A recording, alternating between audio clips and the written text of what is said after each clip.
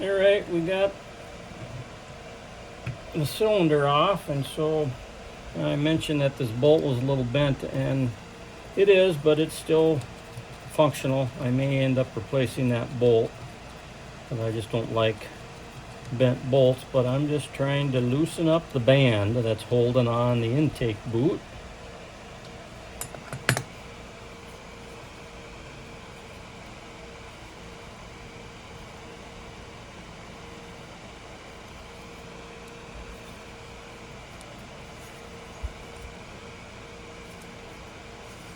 And I guess if need be, we will take the band off completely. Trying to be as careful as I can with that boot. As long as it's not hard and cracked, I can reuse it and save a fair amount of money. Notice how that bolt got bent pretty good, so it got tightened down really well, possibly too tight. All right, so the band is now plenty loose. Well, the rubber must be sitting on there pretty good, so my little trick for that is to try and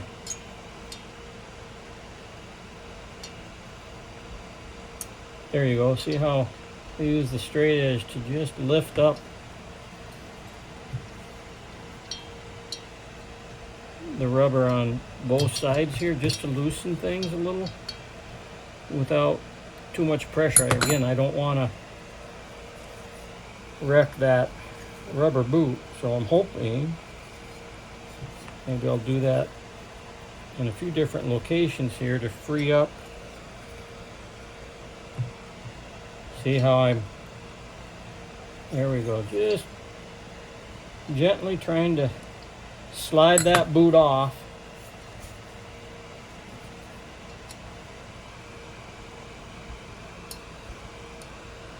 Hopefully you guys are still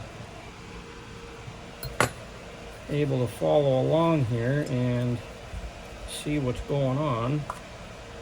There, got it right off. It doesn't seem like it's too terribly tight. I'm going to hope I can reuse this. I'm pretty sure that they're fairly expensive.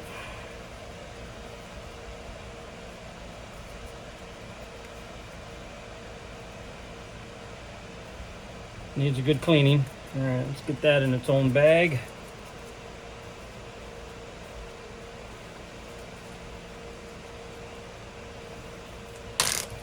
A lot of these parts will just get dried and use compressed air. Some of the metal parts will end up getting put into a parts cleaner.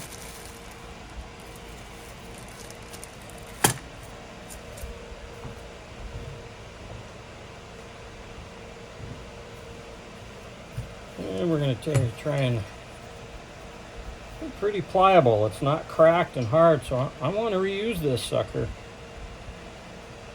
So we're gonna try our best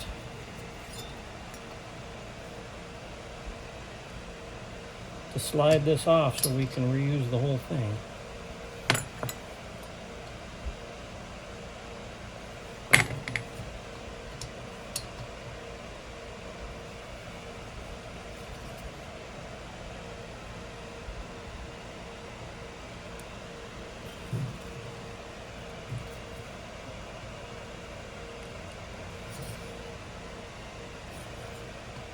Of all the hoses, this is probably the one least likely to be able to salvage because it's up against the hot cylinder and it might be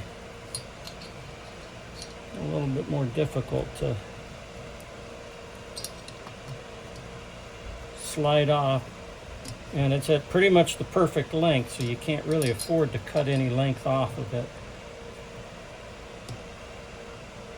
and hope to reuse it. There we go. We got it off. I think we can probably reuse that. I'm going to slide Hopefully you saw all that, but I'm going to slide this little protector piece over towards the end that it was mounted to the cylinder. That way I know which end goes to which, but it really shouldn't matter. Alright, so now the cylinder is ready to be cleaned up further before reassembly. Alright, let's take out the oiler, because for sure we know the oil seals are going to need to be replaced. That's just practically a foregone conclusion when you're dealing with a saw that's this old. So it's got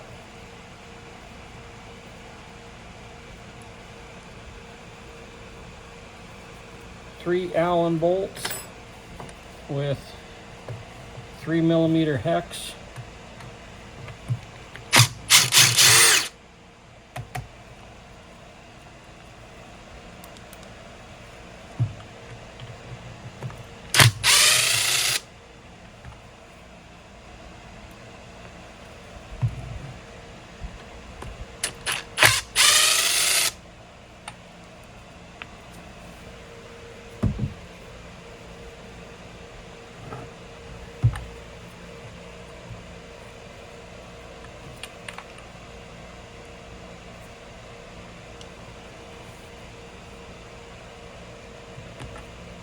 All right.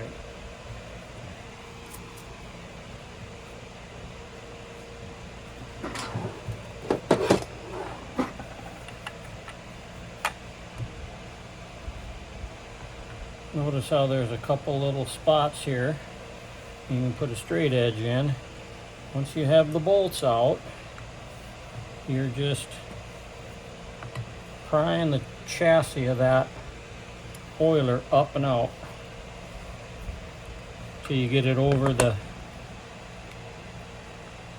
lip of the crankshaft.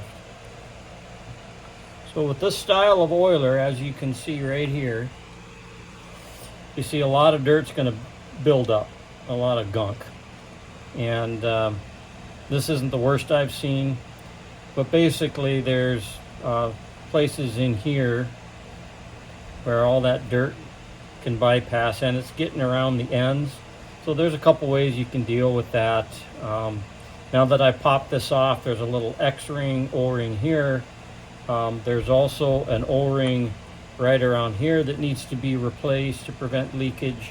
And then you can also use some sealant along these edges to try and keep things from getting in there. But it's just a notorious issue for these. These are good oilers, but they're notorious for these kinds of problems. So it's not a bad idea to just crack off your oiler from time to time. And you can see that the oil seal is built into the oiler. Easy to get those out, but there's also some peculiarities in getting them reinstalled correctly. So at any rate, and if you look real closely here, you can probably tell that the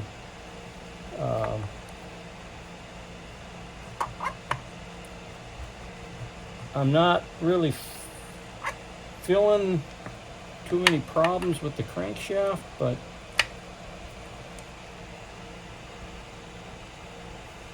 I mean, the crankshaft isn't loose,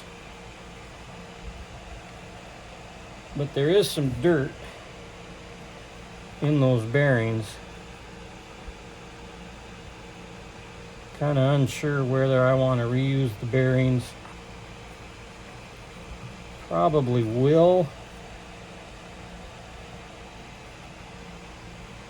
Need to get it in a real quiet environment and run the crankshaft and see what I can hear for noise.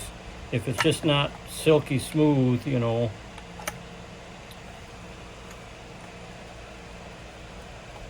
See if I can hear it.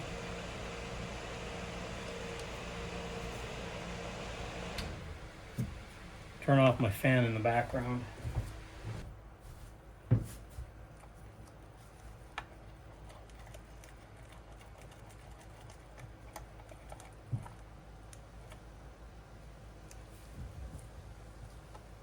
I'm trying to look in on the inside to it. They don't look too bad. I think I'm going to reuse it. That way I don't have to crack this crankcase back open again. So at any rate, clearly some cleanup needs to be done. We're going to replace the oiler hose for sure, given how old this is. So we're just going to pop that out.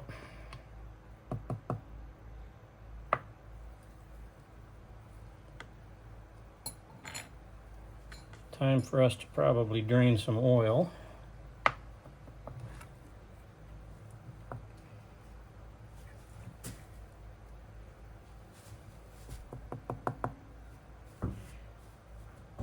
Well, we'll be back at you here in a little bit to deal with the handle. All right, let's keep plugging away here.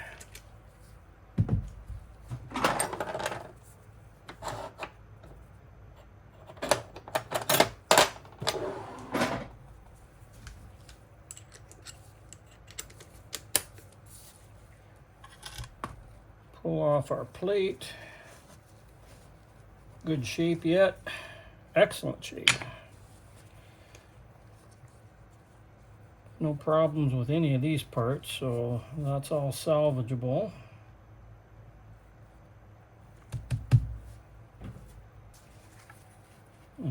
Grab some towel here to plug our oiler hose. There is still some oil in it that I got to drain out, but I'm just trying to keep from making too much of a mess here, I guess. All right, we got to take off our AV mount. So we've already taken out the one for this that doubles up with the chain catcher, but we've got one here, there, here. We got a couple up top here as well.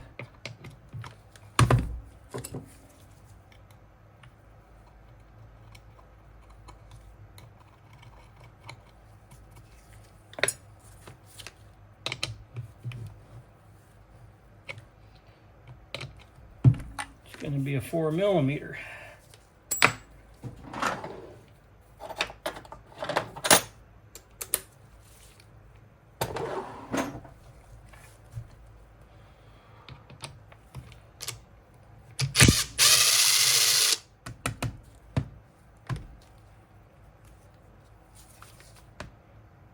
Those particular ones are fairly short bolts.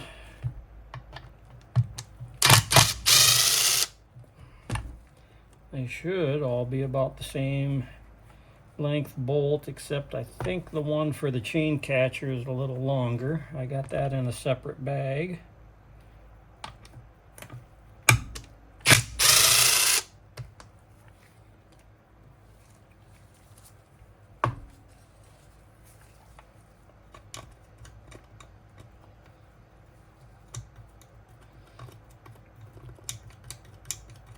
Right over here by where the ignition module is. That's always a fairly dirty part of the saw, because if you don't pay attention when you're oiling, you end up spilling a lot of oil, and so it finds its way back in those spots.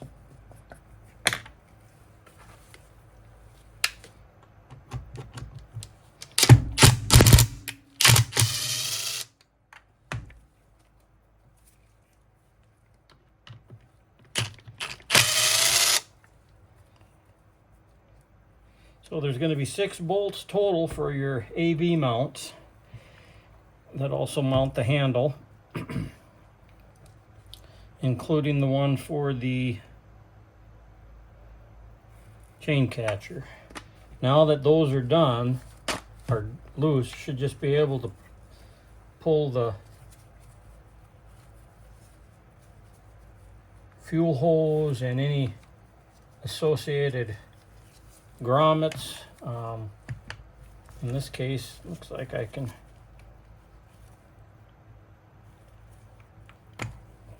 pull the throttle through this rubber bellows, and I think I can reuse that rubber bellows. See what happens here. There we go. Crankcase is separated from the handle.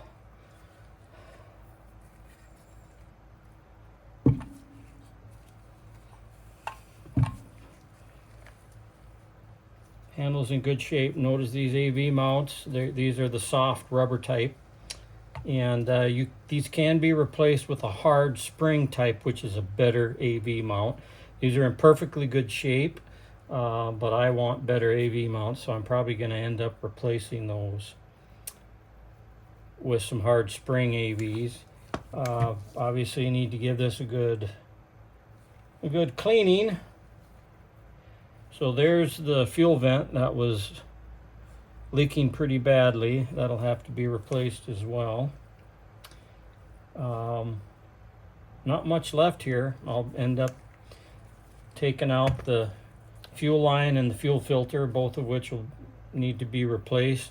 There's a special tool, or you can just use a needle nose on the end if they're not seized to undo those AV mounts. Not a big deal. So here's those AV mounts that are on the rear part here and here on both sides, but these on the front are actually a larger one. And you can see here I'm just using a special needle nose plier, nothing dedicated. There is a dedicated tool for this that will fit all the way in. In fact, with this kind of tool, I can actually serve the same exact function as those dedicated specialty tools.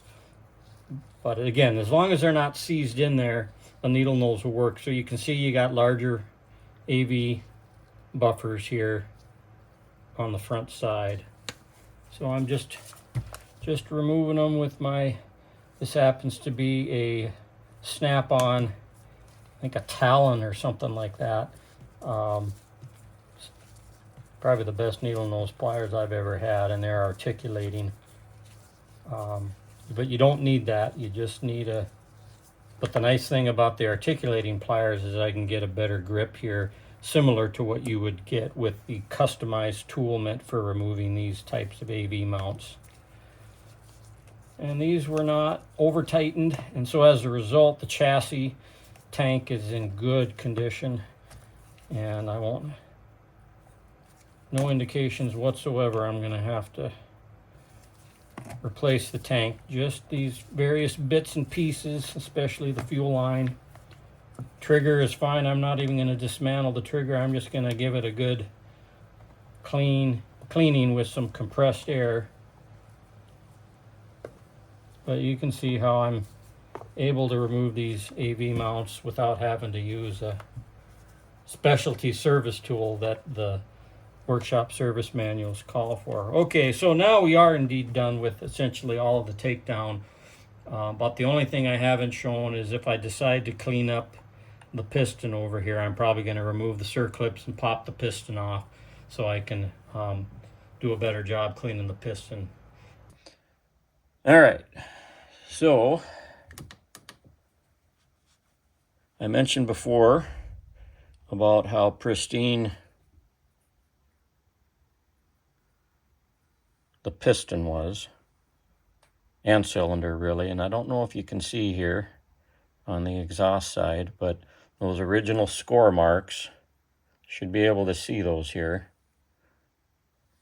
that come from the factory on the piston are all there. I mean, it's pristine, so just more evidence this saw was extremely lightly used, even though it is super old at this point. So yeah, a little bit of cleanup on the top of the piston here. That'll be easily accomplished with either some chemical or just a light Scotch-Brite pad. Also, you know, very few people do this, and I don't do porting and a lot of heavy work on pistons and cylinders, but these edges right here of the cylinder, they're always sharp if you don't chamfer them over, and they still are. And over time, with a little bit of rocking on the piston and on the rod, it is going to eventually cause some, or at least potentially cause some wear on the cylinder. So it's a good idea just to kiss those corners and sometimes these edges, but this is pretty good. It's really just the corners I'm going to hit here, and then I've noticed that right in here there's a little bit of roughness. Not too worried about that, but if I'm going to kiss those, I might as well hit the inside edges there so that there's nothing sharp that might be potentially causing some issues with the cylinder. Another thing here, here's the rod, and everything's right and tight in here, and it's pretty quiet, but I think with either inferior oil or just this thing sitting for 15-20 years, maybe some gumming occurring with the old gas that was in it.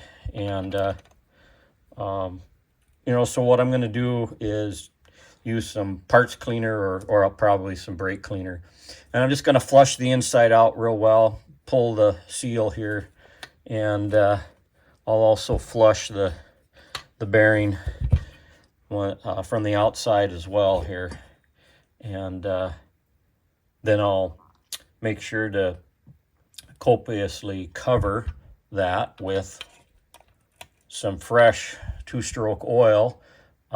Just don't see any reason why I need to crack the crankcase open here and redo the whole thing. I will measure the depth here of the oil seal, because I don't want to invest in an OEM installation tool, although I could do that. I may get another 625 or a Husky 268 in. But all I got to do is use a caliper to measure that depth, and then I can reinstall the new one with a socket at the correct depth, no problem.